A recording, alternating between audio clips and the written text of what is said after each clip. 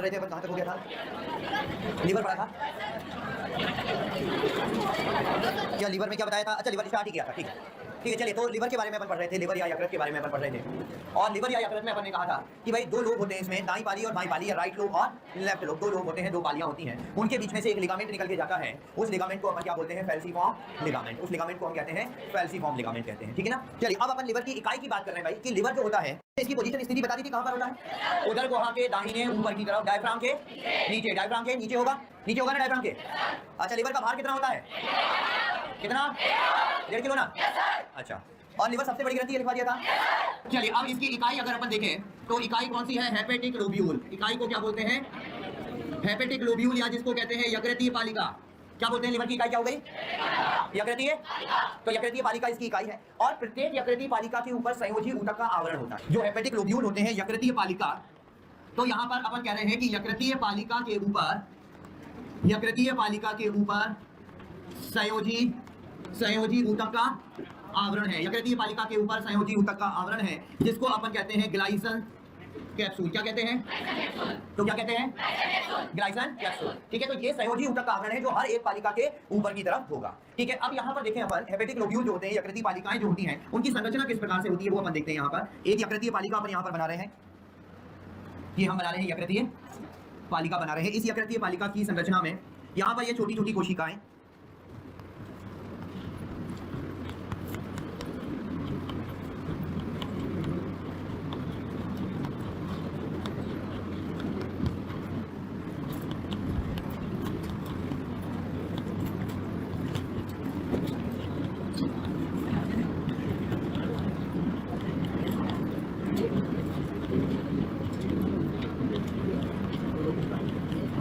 देखिए ये एक हेपेटिक लोब्यूल है, यकृतीय पालिका है। हेपेटिक लोब्यूल में क्या होता है? ये जो छोटी छोटी कोशिकाएं दिख रही है ना, इनको अपन कहते हैं हेपेटोसाइट। क्या कहलाती हैं कोशिकाएं? कोशिकाओं को क्या कहेंगे? हेपेटोसाइट, ठीक है। अब ये हेपेटोसाइट देखो दोहरी पंक्ति में व्यवस्थित होती है। ये एक शाखा जा रही है, ये एक्चुअली शिरा है, केंद्रीय शिरा की शाखा है। केंद्रीय शिरा जो होती है, कोई भी शिरा है, केंद्रीय शिरा इसलिए बोला केंद्र से जाती है। एक शिरा है, उसकी कई सारी शाखाएं होती हैं, उन शाखाओं के चारों तरफ ये व्यवस्था होती है। भाई ये लंबी शाखा है, वो तो हम काट के देख रहे हैं तो ऐसी दिखाई दे रही है, ठीक है ना। ये तो पूरा संरचना क्या है? बिल्कुल लंबी है इस तरीके से। तो यहाँ पर ये जो बीच में बनी हुई है ना, वो है केंद्रीय शिरा की शाखा है, ब्रांच है यहाँ, ठीक है। ये केंद्रीय शिरा की शाखा है, ब्रांच है, जिसके चारों तरफ हेपेटोसाइट दोहरी पंक्ति में व्यवस्थित है। आप देख सकते हैं यहाँ पर ये दोहरी पंक्ति में व्यवस्थित है ना। इसको अपन क्या कहेंगे? इस दोहरी पंक्ति को अपन कहेंगे हेपेटिक कॉर्ड। ये क्या बनाती है? Hepatic cord. क्या बनाती है? हेपेटिक कॉर्ड, या इसको क्या बोलते हैं? यकृतीय रज्जु, ठीक है। हेपेटिक कॉर्ड या यकृतीय रज्जु क्या है? हेपेटोसाइट की दोहरी पंक्ति। जो हेपेटोसाइट्स हैं, ये जो हेपेटिक कॉर्ड में लिख रहा हूँ, ये क्या है? हेपेटोसाइट की दोहरी पंक्ति। क्या कहते हैं? क्या कहते हैं? हेपेटिक या यकृतीय रज्जु। हेपेटिक कॉर्ड या यकृतीय रज्जु कहेंगे इसको, ठीक है। ये दोहरी पंक्ति में हेपेटिक कॉर्ड इस तरह से व्यवस्थित होती हैं। और जो हेपेटिक कॉर्ड होती है यकृतीय रज्जु, उसके बीच में जो खाली जगह होती है उसको अपन कहते हैं हेपेटिक साइनोसॉइड। ये कहलाती है हेपेटिक साइनोसॉइड। क्या कहते हैं? Hepatic sinusoid. हेपेटिक साइनोसॉइड क्या है? हेपेटिक कॉर्ड के मध्य, हेपेटिक कॉर्ड के मध्य जो होगी वो हेपेटिक साइनोसॉइड होगी, ठीक है। अब इसमें जो है कुछ भक्षकाणु कोशिकाएं मिलती हैं। इन यहाँ पर कई सारी भक्षकाणु कोशिकाएं मिल रही होती हैं ऐसी। इन भक्षकाणु कोशिकाओं को कहते हैं कुफर कोशिका। ये आपने पहले भी कहीं ना कहीं पढ़ी होगी। अगर कुफर सेल कहते हैं, क्या कहते हैं इनको? क्या कहते हैं? कुफर सेल। जो क्या होती हैं? क्या होगी? भक्षकाणु। भक्षकाणु का मतलब जो भक्षण करने वाली, भक्षकाणु का मतलब क्या हुआ? भक्षण करने वाली कोशिकाएं होंगी, ठीक है, जो भक्षण करेंगी, ठीक है। तो ये कौन सी कोशिकाएं हो गई? कुफर सेल हो गई, कुफर कोशिकाएं, ठीक है। अब यहाँ पर इसके प्रत्येक सिरे पर, इसके यहाँ पर प्रत्येक कॉर्नर पे, प्रत्येक सिरे पर यहाँ पर पोर्टल ट्रायड मिलता है। अब जो नाम हिंदी में है वो हिंदी में लिख दिए, बाकी जो है वो इंग्लिश में ही है, ठीक है ना। यहाँ पर जो है ये होता है पोर्टल ट्रायड। हर एक सिरे पर क्या बनता है? हर एक सिरे पर, यहाँ लिख लेते चलो, हर एक सिरे पर बनता है पोर्टल ट्रायड। ट्रायड मतलब किसी तीन से संबंधित है। ट्रायड क्यों बोला? क्योंकि यहाँ पर 3 नलिकाएं गुजरती है, यहाँ से 3 नलिकाएं गुजर रही होती हैं यहाँ से, इसलिए ट्रायड बोला। कौन कौन सी? ये 3 बनी है ना। तो यहाँ पर सबसे पहले यकृतीय धमनी की शाखा होती है, यकृतीय निवाहिका शिरा की शाखा होती है, और तीसरा पित्त नलिका। इन तीनों की क्या होती हैं? इन तीनों की ब्रांचेस होती हैं, शाखाएं होती हैं। ठीक है, जो कि हर एक कोने से, हर एक लोब्यूल के हर एक सिरे से गुजर रही होती हैं। तो इसीलिए इसको क्या नाम दिया गया? ट्रायाड का नाम दिया गया। ठीक है ना, पोर्टल ट्रायाड कहा गया। किस किस की शाखाएं हैं? पहली क्या यकृतीय धमनी, दूसरी क्या यकृतीय निवाहिका शिरा, तीसरी क्या पित्त नलिका। तो इन तीनों की शाखाएं गुजरती हैं, तो इसलिए पोर्टल ट्रायाड कहा। तो यही पूरी संरचना है। किसकी संरचना है? हेपेटिक लोब्यूल की, जो कि इकाई होती है यकृत की। ठीक है, तो इस तरीके से कई हजारों लाखों लोब्यूल मिलेंगे, तब जाकर जो है वो लिवर बनेगा। ठीक है, तो ये पूरी हेपेटिक लोब्यूल की संरचना है। अब देखिए यहाँ पर, तो अब अपन लिवर के कार्य की बात करते हैं। भाई लिवर के क्या क्या कार्य होते हैं? लिवर के कार्य की बात करते हैं। देखिए कुछ मुख्य कार्य अपन पढ़ते हैं। पहला कार्य है इसका भोजन का संग्रह। किस रूप में? ग्लाइकोजन के रूप में। भोजन का संग्रह किस रूप में? ग्लाइकोजन के रूप में। ठीक है, तो ग्लाइकोजन के रूप में भोजन संग्रहित करता है, जो ग्लाइकोजन जरूरत पड़ने पे फिर से ग्लूकोज में परिवर्तित होकर ऊर्जा देता है। ठीक है, दूसरा काम इसका है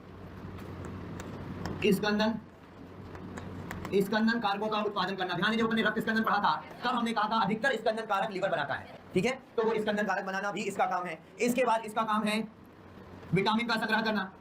कुछ विटामिन को भी ये स्टोर करके रखता है। इसके बाद इसका काम है अमोनिया का यूरिया में परिवर्तन। ये उत्सर्जन तंत्र में पढ़ते हैं अपन। जो यूरिया साइकिल होती है ना, वो चलती है यहाँ पर, जिसमें अमोनिया किसमें परिवर्तित होता है?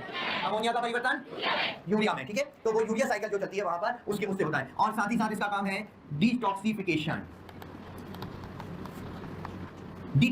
करना। डिटॉक्सिफिकेशन का मतलब क्या है कि रक्त से विषैले पदार्थों को हटाना। ये भी इसका काम है, डिटॉक्सिफिकेशन का काम करता है। ठीक है, तो ये सभी इसके काम है भाई। भोजन का संग्रह करना, स्कंदन कारकों का उत्पादन करना, विटामिन का संग्रह करना, अमोनिया को यूरिया में परिवर्तित और डिटॉक्सिफिकेशन करना। शरीर में जो भी विषैले पदार्थ आएंगे, जो भी बाहरी तत्व हैं, कुछ दवाइयां भी होती हैं, अल्कोहल भी होता है, उसको रक्त से हटाना। ये काम इसलिए कहते हैं ज्यादा एंटीबायोटिक खाने से लिवर खराब हो जाता है। क्यों खराब हो जाता है लिवर? भाई एंटीबायोटिक खाएंगे, उसके जो करें उसको हटाने का काम कौन करेगा? रक्त में से लिवर ही करेगा। ठीक है, ज्यादा अल्कोहल पीने से लिवर खराब हो जाता है। क्यों? ज्यादा अल्कोहल पीएंगे, उसको हटाने का काम कौन करेगा? लिवर करेगा। तो लिवर से जब जरूरत से ज्यादा काम करवाएंगे तो जल्दी खराब हो जाए। ठीक है ना, इसलिए कहा जाता है। ठीक है, इतनी बात समझ में आई। लिवर के बाद नेक्स्ट अपन पढ़ने वाले हैं पैंक्रियाज के बारे में। लिवर के बाद नेक्स्ट क्या है? पैंक्रियाज। इसको क्या बोलते हैं? अग्नाशय। तो पैंक्रियाज या अग्नाशय की बात करते हैं। तो देखिए पैंक्रियाज या अग्नाशय कहां पर स्थित होती है? पहले तो ये देख लें। तो ग्रहणी की दोनों भुजाओं के मध्य ऐसी चपटी ग्रंथि होती है। ये क्या है? ग्रहणी। इसकी दोनों भुजाओं के मध्य क्या है? पैंक्रियाज। तो अग्नाशय जो होती है वो ग्रहणी की दोनों भुजाओं के मध्य स्थित ग्रंथि है, जो कि चपटी ग्रंथि होती है, पत्ती के समान। जैसे पत्ती होती है ना, पेड़ों की पत्तियां होती हैं, लीव्स होती हैं, उसके जैसी चपटी और लंबी ग्रंथि होती है, आपको दिख रही होगी। अच्छा, इसको अपन कहते हैं विषम स्रावी ग्रंथि। क्या कहा जाता है? विषम स्रावी। क्यों कहते हैं विषम स्रावी? क्योंकि ये अंतः स्रावी भी है और वही स्रावी भी है। ठीक है, तो ऐसी ग्रंथियां जो अंतः स्रावी और वही स्रावी दोनों को क्या कहलाती है? क्या कहलाती हैं? तो ये ग्रंथि कैसी हुई? विषम स्रावी। अंतः स्रावी ग्रंथियों के स्राव क्या कहलाते हैं? हार्मोन। अंतः स्रावी ग्रंथियों से क्या निकलते हैं? हार्मोन्स। और वही स्रावी से क्या निकलते हैं? एंजाइम्स। वही स्रावी ग्रंथि से एंजाइम्स निकलेंगे। तो अंतः स्रावी से क्या निकलेगा? और वही स्रावी से क्या निकलेगा? एंजाइम। ठीक है, तो यहाँ पर अंतः स्रावी भाग तो अपन पढ़ते हैं जब अपन रासायनिक समन्वय पढ़ रहे होते हैं। भाई अंतः स्रावी ग्रंथि का चैप्टर अलग है ना, रासायनिक समन्वय, तब पढ़ रहे होते हैं, वहां पर इसकी बात करते हैं। और इसके अंतः स्रावी भाग को लैंगरहैंस के द्वीप कहते हैं। इसके अंतः स्रावी भाग को क्या कहते हैं? लैंगरहैंस के द्वीप कहते हैं। तो अंतः स्रावी भाग क्या कहलाएगा? लैंगरहैंस के द्वीप। और बाह्य स्रावी भाग जो होता है वो एसिनी से मिलकर बनता है। अब एसिनी क्या है भाई? एसिनी कोशिकाओं का समूह है। कुछ इस प्रकार से कोशिकाएं होती हैं यहाँ पर, ये ऐसी कोशिकाएं होती हैं, इस प्रकार की कोशिकाएं हैं। इनका समूह क्या कहलाता है? इनका समूह कहलाता है एसिनी। ये कोशिकाओं का समूह कहलाता है एसिनी। ठीक है, तो एसिनी से मिलकर बनता है। तो बाह्य स्रावी भाग से क्या निकलेगा? बाह्य स्रावी भाग से क्या निकलेंगे? एंजाइम्स। और एंजाइम्स की बात करेंगे अभी जब अपन पाचन की कार्य की पढ़ रहे होंगे, तब देखेंगे कौन कौन से एंजाइम। यहाँ पर थोड़ा सा मैं आपको लैंगरहैंस के द्वीप के बारे में बता देता हूँ। हालांकि पूरी डिटेल अपन पढ़ते हैं रासायनिक समन्वय वाले चैप्टर में, लेकिन थोड़ा सा पता होना चाहिए, इसलिए यहाँ पर बता देता हूँ कि जो अंतः स्रावी भाग है, क्या कहते हैं? अंतः स्रावी भाग को क्या कहते हैं? लैंगरहैंस के द्वीप। इसमें 4 प्रकार की कोशिकाएं। अल्फा सेल होती है जो ग्लूकेगॉन हार्मोन निकालती है, बीटा सेल होती है जो इंसुलिन निकालती है, डेल्टा या डी सेल कहते हैं जो सोमेटोस्टेटिन निकालती है, और चौथी पीपी सेल होती है जो पैंक्रिएटिक पॉलीपेप्टाइड निकालती है। ये सारे क्या हैं? ये सारे हार्मोन हैं। ये सारे क्या हैं? ये सारे हार्मोन हैं। डिटॉक्सिफिकेशन का मतलब टॉक्सिन्स को बाहर निकालना। तो लैंगरहैंस के द्वीप में कितने प्रकार की कोशिकाएं? 4। अल्फा कोशिकाओं से क्या निकलेगा? अल्फा कोशिकाओं से, बीटा सेल से, बीटा से, डेल्टा से, डेल्टा से, और पीपी सेल से पैंक्रिएटिक पॉलीपेप्टाइड। और इनके काम क्या है वो अपन अंतःस्रावी ग्रंथियों वाले चैप्टर में पढ़ते हैं। ठीक है, इसलिए अपन इसके कार्य की बात अभी नहीं कर रहे हैं, अपन केवल नाम पढ़ लिए इनके, क्योंकि ये दूसरे चैप्टर का। हमें तो इसके बारे में पढ़ना है। किसके बारे में? बाह्य स्रावी। बाह्य स्रावी ग्रंथियां कोशिकाओं के समूह से बनती है। समूह को क्या बोलते हैं? समूह क्या कहलाएगा? एसिनी कहेंगे। ठीक है, इस एसिनी से मिलकर बनती है। हैं, तो इसके बारे में अपन बात करेंगे कि ये क्या क्या निकालती हैं। ठीक है, तो चलिए अपन देखते हैं यहाँ पर अभी अब अगली संरचना पैंक्रियाज का तो अभी बात करेंगे। अगला अपन थोड़ा सा गॉल ब्लैडर के बारे में पढ़ लेते हैं क्योंकि अभी आने वाला है। गॉल ब्लैडर या जिसको क्या बोलते हैं पित्ताशय, गॉल ब्लैडर या पित्ताशय। तो गॉल ब्लैडर या पित्ताशय एक छोटी सी थैलीनुमा संरचना होती है, लगभग 50 मिलीलीटर उसका आयतन होता है, जो यकृत की दाहिनी पाली से जुड़ी होती है। ठीक है, तो ये जो है गॉल ब्लैडर क्या है, थैलीनुमा है, थैलीनुमा संरचना है, यकृत की दाईं पाली से, यकृत की दाईं पाली से जुड़ी संरचना है। ठीक है, यकृत की कौन सी पाली से, दाईं पाली से जुड़ी संरचना है। और इसका कार्य क्या होता है, अच्छा लिवर का एक कार्य और लिखना भूल गए, बड़ा इंपॉर्टेंट, अब ध्यान आया। लिवर का एक कार्य है पित्तरस का उत्पादन। भाई पित्तरस का उत्पादन भी तो करेगा लिवर, तो पित्तरस का उत्पादन भी इसका कार्य है। तो अब इसका कार्य क्या है, एक तो पित्तरस का संग्रह करता है और सांद्रण करता है। ठीक है, जो गॉल ब्लैडर है, जो पित्ताशय है, ऐसी थैलीनुमा संरचना भी बनाते भी हैं इसको, जो पित्तरस का संग्रह करेगा और उसका क्या करेगा, सांद्रण करेगा। ठीक है, देखिए इसका पूरा कनेक्शन मैं आपको बना के दिखाता हूं यहाँ पर अलग से, कि यहाँ से लिवर से आती है यकृतीय नलिकाएं। भाई लिवर से यकृतीय नलिका आती है, लिवर बनाएगा पित्तरस। ठीक है, वो पित्तरस जो है यहाँ पर यकृतीय नलिकाएं आई है, ये दाई यकृतीय नलिका, एक तो दाई हो जाएगी और दूसरी कौन सी हो जाएगी, दूसरी हो गई बाई नलिका। दोनों मिलकर बना लेते हैं, दोनों मिलकर बनाएंगे उभयनिष्ठ यकृतीय नलिका। दोनों ने मिलकर क्या बना ली, उभयनिष्ठ यकृतीय नलिका, या कॉमन हेपेटिक डक्ट कहते हैं। इसको क्या बोलते हैं, क्या बोलते हैं, कॉमन हेपेटिक डक्ट। अब ये जो कॉमन हेपेटिक डक्ट होती है, ये यहां पर गॉल ब्लैडर की डक्ट से जुड़ जाती है। ये है यहां पर पित्ताशय, ये क्या हो गया, क्या है, पित्ताशय या गॉल ब्लैडर। और ये पित्ताशय की नलिका होती है जिसको कहते हैं सिस्टिक नलिका या सिस्टिक डक्ट। क्या कहते हैं, पित्ताशय की नलिका को क्या कहेंगे, पित्ताशय की नलिका सिस्टिक डक्ट कहलाएगी। ठीक है, ये सिस्टिक डक्ट किससे जाकर मिल गई, सिस्टिक डक्ट किससे जाकर मिल गई, कॉमन हेपेटिक डक्ट से। और कॉमन हेपेटिक डक्ट से मिलकर इसने बना ली कॉमन बाइल डक्ट। क्या बना ली, क्या बना ली, या इसको पित्त नलिका भी कहते हैं, कॉमन बाइल डक्ट या पित्त नलिका बना ली। ठीक है, ये जो पित्त नलिका है, ये जो बाइल डक्ट है, ये जुड़ जाएगी पैंक्रियाज से आने वाली डक्ट से। यहां पर होगी पैंक्रियाज या अग्नाशय, ये है पैंक्रियाज। ठीक है, इसकी जो डक्ट होती है जिसको अपन कहते हैं मुख्य अग्नाशयी नलिका, मुख्य अग्नाशयी नलिका इसको अपन कहते हैं, या इसको डक्ट ऑफ विरसंग भी कहते हैं, विरसंग की नलिका, डक्ट ऑफ विरसंग भी कहते हैं या विरसंग की नलिका कहते हैं। तो यहाँ पर कॉमन हेपेटिक डक्ट किससे मिल गई, कॉमन बाइल डक्ट किससे मिल गई, मुख्य अग्नाशयी नलिका। और मुख्य अग्नाशयी नलिका का दूसरा नाम डक्ट ऑफ, क्या कहते हैं, डक्ट ऑफ विरसंग। अब ये इससे जाकर मिल गई और इसने आपस में मिलकर यहाँ पर बना लिया यकृत अग्नाशयी नलिका, या इसको कहते हैं हेपेटो पैंक्रिएटिक डक्ट। क्या बना ली मिलकर, यकृत अग्नाशयी नलिका। क्या बना ली मिलकर, यकृत अग्नाशयी नलिका, या क्या कहेंगे, हेपेटो पैंक्रिएटिक डक्ट। क्या, हेपेटो पैंक्रिएटिक डक्ट। और ये हेपेटो पैंक्रिएटिक डक्ट खुलेगी डिओडेनम में, ग्रहणी में। ये जो हेपेटो पैंक्रिएटिक डक्ट होती है, ये खुलती है डिओडेनम में या ग्रहणी में, ये डिओडेनम या ग्रहणी में खुल जाती है। तो ये डिओडेनम या ग्रहणी में खुल गई, और जिस भाग में खुलती है वो भाग थोड़ा सा फूला हुआ होता है, वो भाग थोड़ा सा फूला हुआ होता है। इस फूले भाग को कहते हैं एम्पुला ऑफ वेटर। ये जो फूला हुआ भाग है ये कहलाता है एम्पुला ऑफ वेटर। क्या कहते हैं, एम्पुला ऑफ वेटर। और ये किस में खुल जाएगी, फिर डिओडेनम में, या इसको क्या बोलते हैं, ग्रहणी लिख सकते हैं अपन डायरेक्ट, है ना। तो इस तरीके से ये पूरा कनेक्शन होता है यहाँ पर। यही डायग्राम एनसीईआरटी में बनाया और इस डायग्राम पे बड़े क्वेश्चन आते हैं। तो हमने अभी तक क्या क्या बोला कि यकृत से जो आई वो क्या आई, यकृत से दाई यकृतीय नलिका और आपस में मिलकर क्या बना ली, उभयनिष्ठ यकृतीय नलिका। उसने पित्ताशय की नलिका, पित्ताशय की नलिका का नाम सिस्टिक डक्ट। क्या कहेंगे, सिस्टिक डक्ट। सिस्टिक डक्ट से मिलकर क्या बना ली, सिस्टिक डक्ट से मिलकर क्या बन गई, कॉमन बाइल डक्ट। ये कॉमन बाइल डक्ट किसमें खुली, किसमें खुली, मुख्य अग्नाशयी नलिका में। और ये मुख्य अग्नाशयी नलिका और ये आपस में मिलकर क्या बन गई, यकृत अग्नाशयी नलिका। और ये किसमें खुल गई, ग्रहणी में। और जिस भाग में खुली वो भाग थोड़ा फूला हुआ था इसका, जहां पर खुली उसको क्या कहेंगे, एम्पुला ऑफ। ठीक है, तो ये पूरा कनेक्शन है, आपको याद रखना, बहुत इंपॉर्टेंट है। एग्जाम में नीट में भी पूछा जाता है, बहुत क्वेश्चन आए इससे भी। ठीक है, तो ये बड़ा इंपॉर्टेंट डायग्राम है कि किसके मिलने से। अभी इसमें दो अवरोधी होगी, वो भी बता रहा हूं, यहाँ नाम लिखने की जगह नहीं थी इसलिए नहीं बताया, बना लो, ये पूरा नोट कर लो फिर बता।